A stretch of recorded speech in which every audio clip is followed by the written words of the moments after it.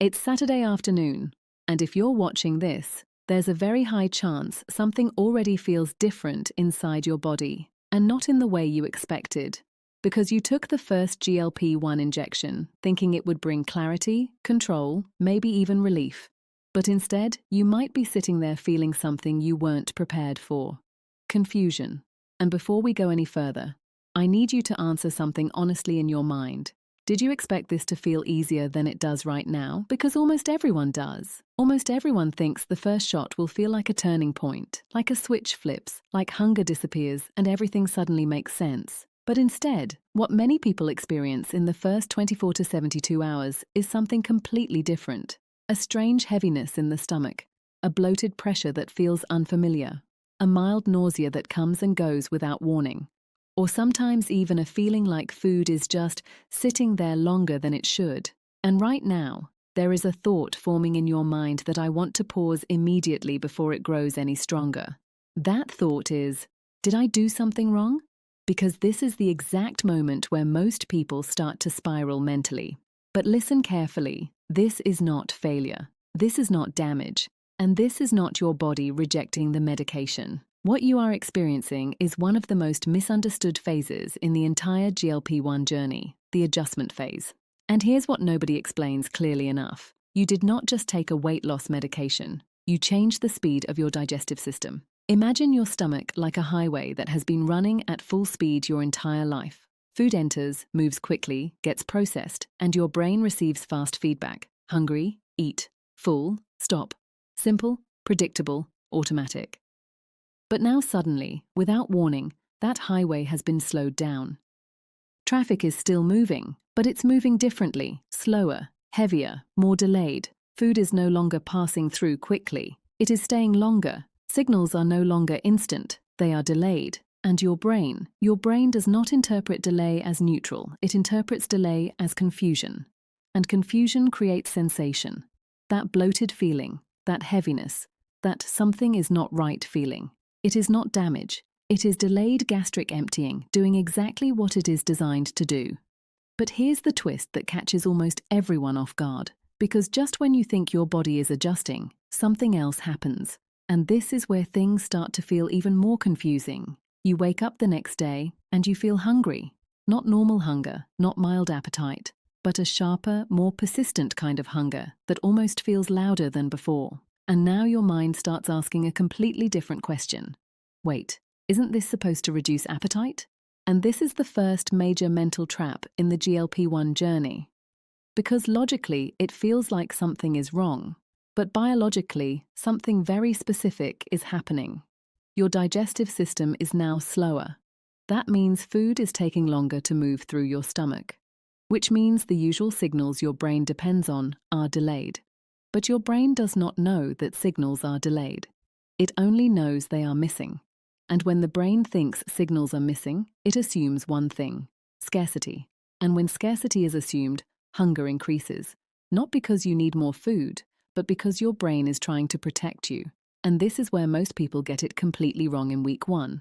Because instead of understanding what is happening, they react emotionally. And I need to pause here because what I'm about to say is where most people accidentally make their symptoms worse without realizing it. They start eating less. They skip meals. They reduce intake drastically, thinking, if I eat less, this will work faster. But instead of improving things, everything becomes more unstable. Hunger intensifies, energy drops, mood becomes unpredictable, and the body starts feeling even more chaotic. And this is where we need to reset your understanding completely.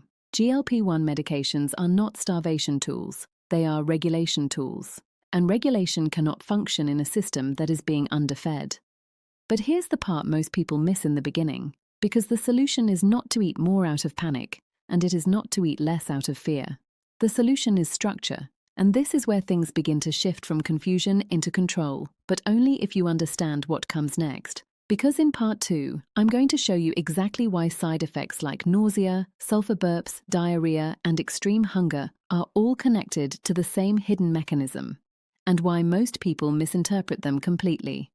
Why your body feels like it's fighting you. Now here's where things start to get even more confusing.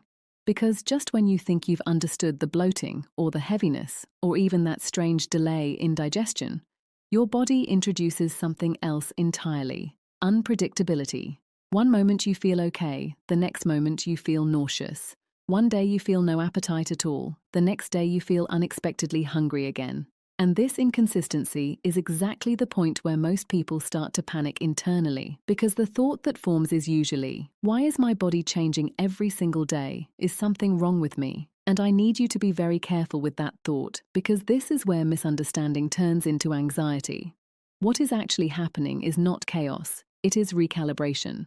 Your digestive system is no longer operating on the same timing it used to. Everything is slowed down, food stays longer, absorption is delayed. And your brain, which depends on timing to interpret signals correctly, is now receiving mixed messages. And mixed messages always feel like instability. Let's break down what is really happening in the background, because once you see it clearly, your emotional reaction to it changes. When digestion slows, food doesn't just sit there passively. It changes how your gut behaves. It ferments longer, it interacts with bacteria differently, and it produces gas in ways your system is not used to yet. That is where bloating comes from. That is where sulfur burps come from. That is where that uncomfortable, stuck feeling comes from.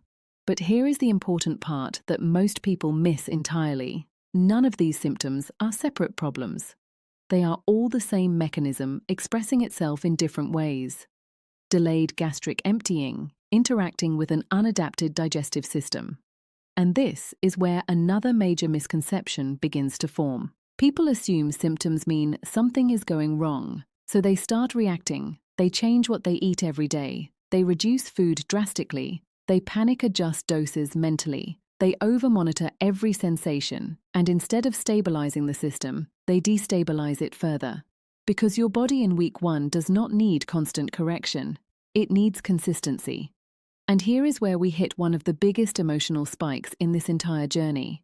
Because there is a moment, usually between day 2 and day 5, where hunger returns in a way that feels almost aggressive, not normal hunger, not gentle appetite, but a kind of urgency that makes you question everything again. And this is where most people start doubting the medication itself. But let me slow this down for you, because this is one of the most misunderstood parts of GLP-1 physiology. Your brain is not reacting to actual hunger. It is reacting to delayed feedback. The signals it normally relies on are arriving late, so it fills in the gap with assumption, and the assumption is always scarcity. So hunger increases not because you need more food, but because your brain is trying to protect you from what it thinks is missing input. And this is where people accidentally make a critical mistake, because instead of stabilizing the system, they start trying to fix it emotionally.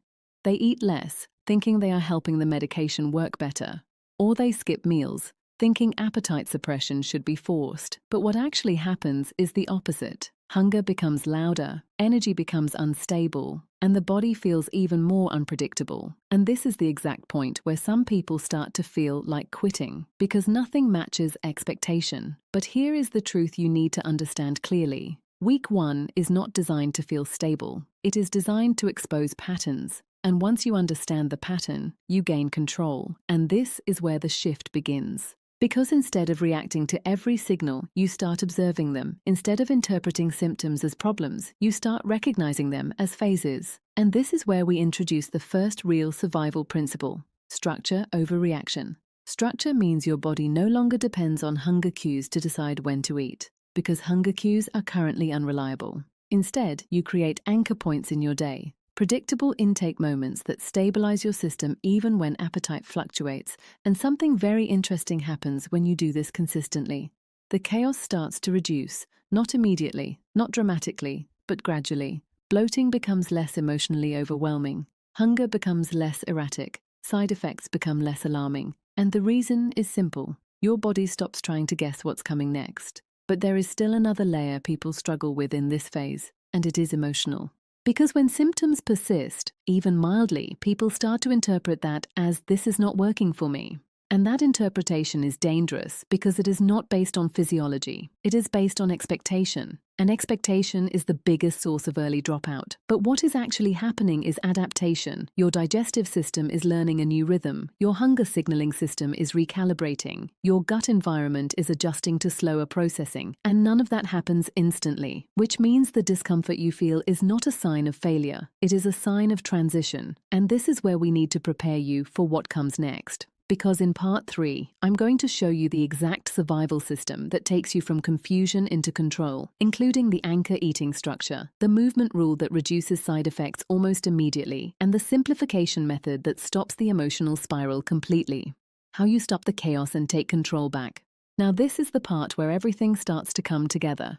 Because if you've made it this far, you've already experienced what most people never fully understand about week 1, the confusion, the unpredictable hunger, the digestive discomfort, the emotional questioning of whether this is working or not. And by this point, you may still have moments where your body feels slightly off, but something important has already begun to change. You are no longer reacting to every sensation the same way. And that shift, even if it feels small, is the beginning of control.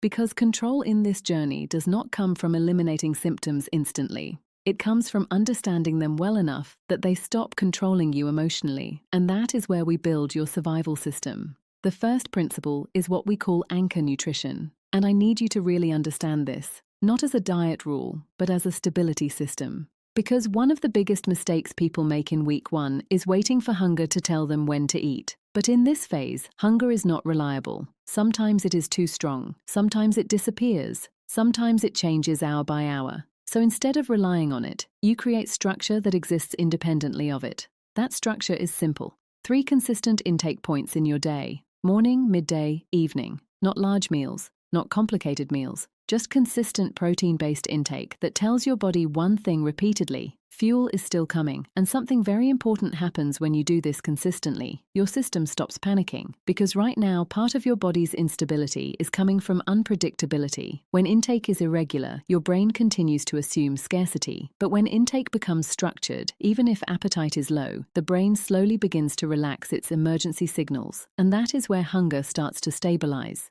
The second principle is hydration discipline. And I want to be very clear here. This is not optional in this phase.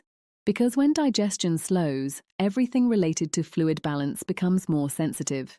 If you are underhydrated, food feels heavier, bloating feels worse, headaches appear more easily, constipation becomes more likely, and fatigue becomes more noticeable.